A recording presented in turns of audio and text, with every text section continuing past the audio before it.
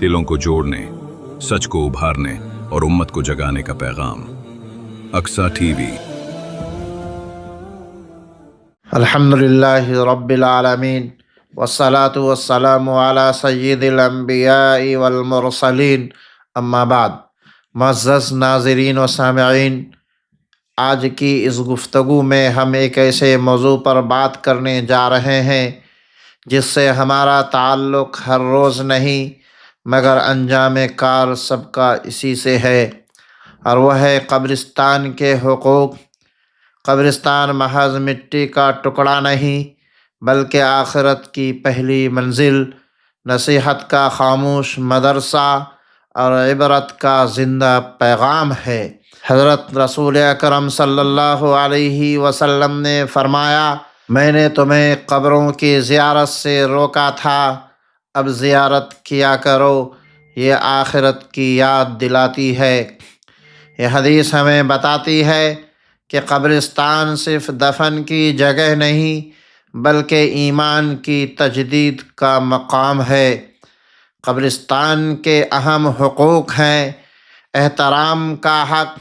قبرستان کا سب سے پہلا حق احترام ہے۔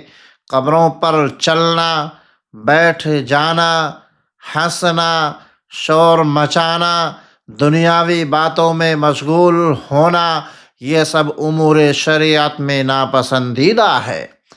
نبی کریم صلی اللہ علیہ وسلم نے فرمایا، کسی انگارے پر بیٹھ جانا بہتر ہے بنسبت قبر پر بیٹھنے کے۔ صفائی کا حق۔ قبرستان کو گندگی سے محفوظ رکھنا ہم سب کی ذمہ داری ہے۔ کچرا نہ پھینکنا، پلاسٹک، پان، گٹکھا سے اجتناب، بیجا تعمیرات سے پرہیز۔ یاد رکھیے، جس طرح مسجد کی صفائی عبادت ہے، اسی طرح قبروں کی صفائی بھی صدقہ جاریہ ہے۔ قبروں کو نقصان سے بچانے کا حق۔ قبروں کو توڑنا، ان پر تعمیرات کرنا، کتبے گرانا، راستے بنانا، یہ سب ظلم کے زمرے میں آتا ہے۔ میت بے زبان ہے مگر اس کے حقوق زندہ لوگوں پر لازم ہے۔ شرعی حدود کا حق۔ قبرستان میں سجدہ کرنا، قبروں کو پوجنا، منتیں مانگنا، چراغ جلانا، یہ سب اعمال شریعت کے خلاف ہے۔ قبرستان یاد آخرت کا مقام ہے، عبادت گاہ نہیں۔ دعا کا حق۔ قبرستان کا ایک بڑا حق یہ ہے کہ ہم وہاں جا کر اہل قبور کے لیے دعا کریں۔ السلام علیکم یا اہل القبور، نسأل اللہ لنا ولکم العافیہ۔ یہ دعا زندوں کے لیے بھی رحمت ہے، مردوں کے لیے بھی راحت ہے۔ تدفین میں نظم و ضبط کا حق۔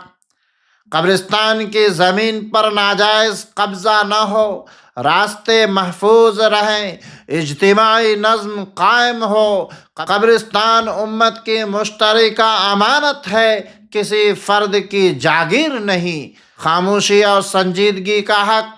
قبرستان میں داخل ہوتے وقت دل نرم ہو، زبان خاموش ہو، آنکھیں نم ہو۔ یہ وہ جگہ ہے جہاں انسان کو اپنی حقیقت یاد آتی ہے۔ ہماری کوتاہیاں یہ ہے کہ افسوس، آج ہم قبرستان لاپرواہی کا شکار ہیں۔ سیاست اور ذاتی مفاد کی نظر ہے، گندگی اور بد انتظامی کی مثال بن چکے ہیں۔ یہ سب ہماری غفلت کا نتیجہ ہے۔ اصلاح کی چند عملی تجاویز یہ ہیں کہ قبرستان کمیٹی کو فعال بنایا جائے، نوجوانوں میں شعور پیدا کیا جائے، جمعہ کے بیانات میں اس موضوع کو شامل کیا جائے، قبرستان کی خدمت کو ثواب سمجھا جائے۔ معزز ناظرین، قبرستان ہمیں خاموش زبان میں پکار کر کہتا ہے، آج تم ہو کل ہم ہیں۔ آئیے قبرستان کے حقوق ادا کریں، اہل قبور کے لیے دعا کریں اور اپنی آخرت کی تیاری کریں۔ اللہ تعالی ہمیں عبرت حاصل کرنے کی توفیق عطا فرمائے، آمین۔ وآخر دعوانا ان الحمد للہ رب العالمین، والسلام علیکم ورحمۃ اللہ وبرکاتہ۔